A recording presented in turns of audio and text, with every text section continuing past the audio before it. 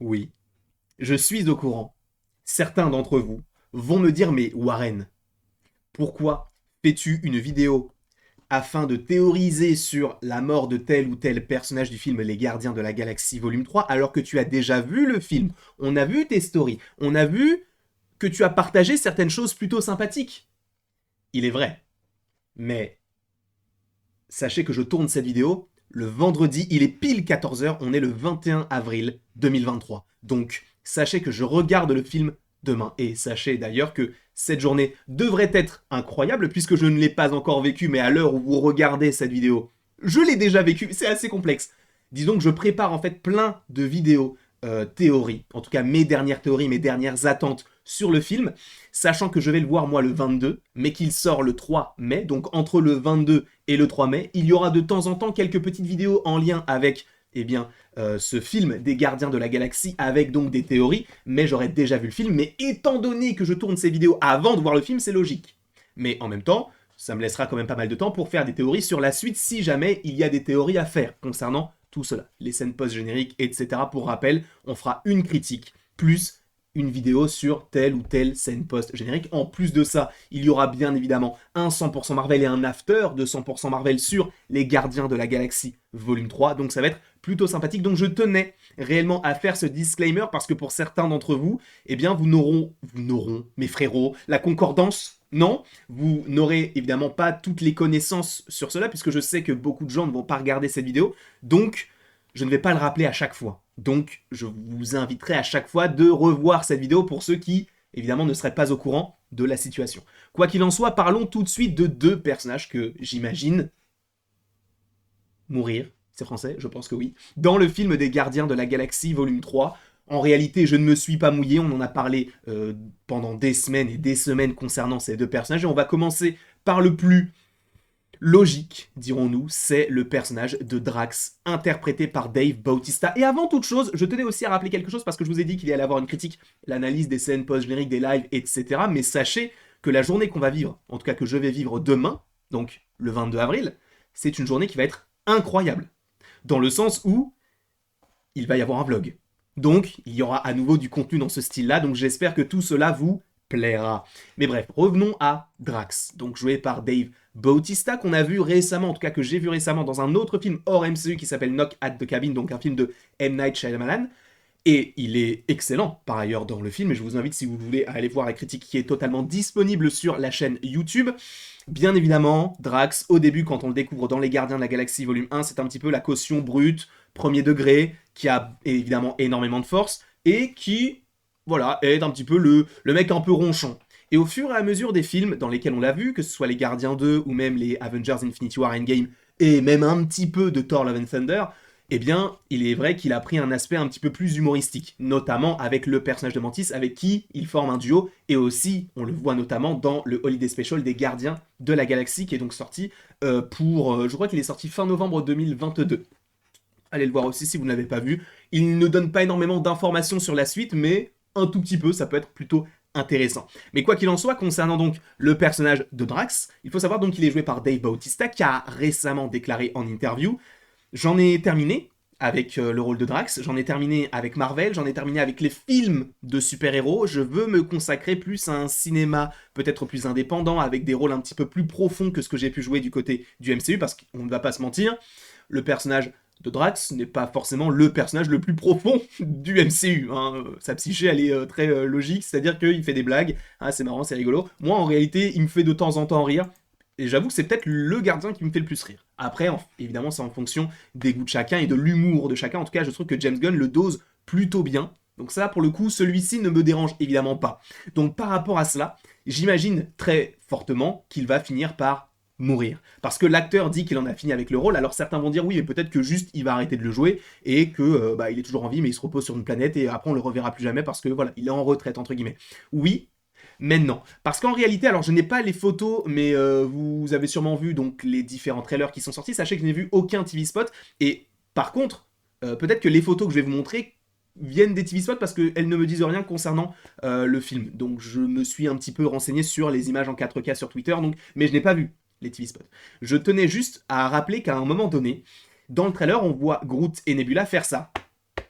Et ce geste-là fait référence en fait à l'hommage d'un défunt du côté des Ravageurs. Et sachant que maintenant ils font partie des Ravageurs puisqu'ils ont le logo, etc., on sait que, eh bien, c'est sûrement un des gardiens qui est décédé. Et pour le coup, on le voit beaucoup mal en point. Drax, on le voit à un moment donné, vous savez, dans ce décor très très blanc, être un petit peu blessé, notamment avoir pris un tir de blaster en plein torse. On l'a vu aussi dire à un moment donné où la ville est enflammée, de dire un truc du genre ça a été un plaisir de servir avec vous, ou en gros un truc dans ce style-là, ou genre j'aurais jamais pu trouver une famille comme vous. Enfin, un truc qui, enfin en tout cas une phrase qui peut symboliser la fin du personnage, ou en tout cas son dernier combat, entre guillemets. Sachant que en réalité, il n'a plus réellement rien à donner, puisque on sait que Thanos a supposément tué sa femme et sa fille. On aurait pu supposer que sa femme ou sa fille soit toujours en vie, au moins sa fille, donc Kamaria, si je ne dis pas de bêtises, et Ovette, donc c'est sa femme. Donc personnellement, je pense que Drax va mourir dans ce film-là. Ce n'est pas une nouveauté, vous le savez. En revanche, la question c'est de savoir comment est-ce qu'il va être tué. Est-ce qu'il va être tué par le personnage du maître de l'évolution, qui donc détient Rocket, etc., qui l'a notamment créé, ou est-ce qu'il va mourir, et je pense que c'est le cas, de la main d'Adam Warlock. Parce qu'Adam Warlock, il est donc envoyé par les souverains, et donc il a été créé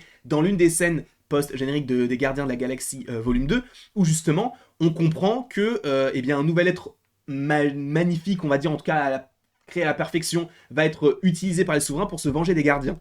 Et de toute manière, on le voit plusieurs fois. Par ailleurs, il est joué par Will Poulter, qui jouait notamment dans Les Miller, qui avait joué aussi dans Le Labyrinthe, etc. Un très bon acteur, enfin moi en tout cas je l'aime plutôt bien. Et pour le coup il joue Adam Warlock, et c'est vrai que je pense que, sachant que c'est un homme, mais... Enfin, c'est un corps d'homme, mais avec l'esprit supposément d'un nouveau-né, ou en tout cas quelqu'un qui doit avoir entre 5 et 10 ans, eh bien, il peut ne pas contrôler sa force, sachant qu'il est hyper puissant. Donc peut-être qu'il va vouloir tuer les gardiens, mais en se rendant compte que oui, en fait, il va vraiment tuer Drax, et c'est à ce moment-là qu'il y aura donc ce côté où, oui, à un moment donné, tu as Mantis qui pleure, tu as aussi Star-Lord qui pleure, donc peut-être qu'ils vont le ramener sur le vaisseau et qu'ils vont essayer de le réanimer, ou en tout cas de le sauver, et ils vont comprendre que c'est terminé pour lui. Possiblement que ça se passerait de cette manière-là, peut-être que je me trompe à 1000%, mais je pense que Drax mourra de la main d'Adam Warlock, en tout cas du point ou des pouvoirs d'Adam Warlock. Je pense que cela peut être plausible, mais en tout cas, vraiment, je mets une pièce sur lui, sur Drax. Pour moi, il finit par clamser. Et le deuxième personnage qui, je pense, a plus de chances de mourir que les autres, même si Drax est pour moi le premier qui devrait mourir, c'est Rocket. Rocket, en réalité, l'histoire sur ce personnage-là est très intéressante, puisque c'est le seul des gardiens qui a survécu au claquement de doigts de Thanos. Alors certains vont dire oui, mais Nebula. Oui, mais Nebula à l'époque ne faisait pas partie des gardiens. Je vous rappelle qu'elle avait fait sa quête un petit peu entre guillemets toute seule. Donc le fait est que Rocket, c'est le seul gardien qui a survécu au claquement de doigts de Thanos. Il a vécu 5 ans de plus. On s'est vraiment focalisé sur lui, notamment dans Endgame, un petit peu dans Infinity War avec son histoire avec Thor et Groot, et un petit peu plus également dans les Gardiens de la Galaxie volume 2. Et dans les Gardiens de la Galaxie volume 3, là, vraisemblablement, on devrait évoquer son passé. Et en général, dans les films ou dans les séries, quand on évoque surtout le passé d'un personnage qui a souvent été là, ça veut dire qu'on veut conclure son histoire, qu'on connaît son présent, qu'on peut théoriser sur son futur, mais qu'on va voir son passé. Donc ça veut dire qu'on aura vraiment son histoire de A à Z, et en général, quand on a ça, ça montre que le personnage va mourir.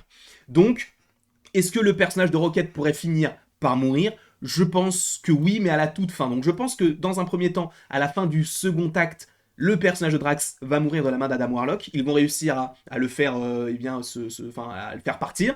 Et à la suite de cela, ils vont avoir un nouvel affrontement, cette fois-ci avec le maître de l'évolution. Et Rocket va prendre part à ce combat-là. Et je pense que soit il va se sacrifier pour sauver quelqu'un, soit en fait il y aura forcément cet aspect-là. Après, Rocket pour moi, c'est vrai que j'ai un peu... Enfin, j'ai des doutes. On va dire que j'ai des doutes concernant l'avenir de ce personnage-là. Mais je me dis, en réalité, il peut être un atout marketing pour Disney, puisque ça reste un raton laveur, il est mignon, il peut faire vendre des peluches, des pop, des choses comme ça. Donc d'un point de vue marketing, à mon avis, il peut rester en vie. Mais c'est vrai que par rapport à sa trame scénaristique au fur et à mesure des films, c'est vrai que c'est celui que j'imaginais le premier mourir. Après, Drax, pour moi, est vraiment top 1 et top 2, c'est Rocket. Après, on peut aussi faire l'énumération. Nebula, en réalité, je ne pense pas qu'elle mourra, puisque le personnage n'est pas hyper important, ce serait pas hyper impactant pour nous, puisque oui, on l'a découverte dans le premier film des Gardiens, mais elle était antagoniste à ce moment-là, donc on l'a vraiment découverte un petit peu plus tard avec les Gardiens 2. Gamora, elle est déjà morte, donc je ne la vois pas remourir. Et il nous reste Groot, et Groot, encore une fois, lui aussi, il est déjà mort, mais il a repoussé. Enfin, c'est un autre Groot qui a poussé, donc tu comprends qu'en réalité, même s'il meurt, il y en a un autre qui va repousser, et c'est pas hyper intéressant de revoir encore un Baby Groot, juste de développer un autre Groot, ça peut être plutôt intéressant. Et ensuite, il nous reste Star-Lord et Mantis. On sait depuis le Holiday Special qu'ils sont frères et sœurs, donc maintenant qu'on a une nouvelle relation naissante entre les deux personnages, je ne pense pas qu'ils iraient les séparer, sachant qu'on vient de les avoir ensemble. Donc, les deux seuls qui me semblent logiques par rapport à une possible mort, ce serait Drax, sûr, moi je suis sûr à 100% que Drax va mourir, et le personnage de Rocket. Rocket un petit peu moins sûr, mais je pense que lui, s'il meurt, ça ne me choquera pas. Après, s'ils font mourir Star-Lord, je me dirais, ok, là c'est osé. Mais je pense que Star-Lord a un potentiel, il peut faire vendre encore certaines choses, etc. du côté Disney. Après, rien ne dit qu'il ne peut pas aller aussi du côté de DC, hein, parce qu'on sait qu'il est vraiment ami avec James Gunn. Certains disent, par rapport à des fancasts, qu'il pourrait jouer Booster Gold du côté de DC, parce qu'on sait que c'est un projet qui est en cours. Donc en réalité, c'est grave possible, mais ils peuvent jouer des deux côtés. Ça s'est déjà vu et ça se reverra encore à nouveau. Donc, tout ça fait que je pense que Drax et Rocket vont finir par mourir. Encore une fois, il y a plein de vidéos, là pour l'instant j'ai eu que cette idée de vidéo là, mais je suppose que durant la journée je vais me dire ah du coup ça pourrait être intéressant d'évoquer tout cela, donc on verra bien évidemment tout cela en temps voulu. Sachez donc qu'il va y avoir au fur et à mesure des journées, en tout cas quand le film va sortir, donc la critique, l'analyse de la première scène et l'analyse de la deuxième scène, si scènes il y a, bien sûr, peut-être qu'il n'y en aura qu'une, peut-être qu'il y en aura deux, peut-être qu'il y en aura zéro, hein, c'est possible, parce que c'est assez étrange, parce que la première scène des Gardiens de la Galaxie, enfin la scène pas générique des Gardiens de la Galaxie, ne teasait rien, à part Howard le canard qui boit un verre, donc c'était pas très intéressant, là où le deuxième film des Gardiens, là, avec 5 scènes post-génériques, teasait quand même des choses plutôt intéressantes, et notamment Adam Warlock, même si tout n'était pas à prendre comme un gros teasing, c'était plutôt intéressant. Après, est-ce qu'il y aura une nouvelle équipe des gardiens? Ça, on va y venir. Bah, pour le coup, voilà, j'ai une idée de vidéo qui pour la suite des gardiens.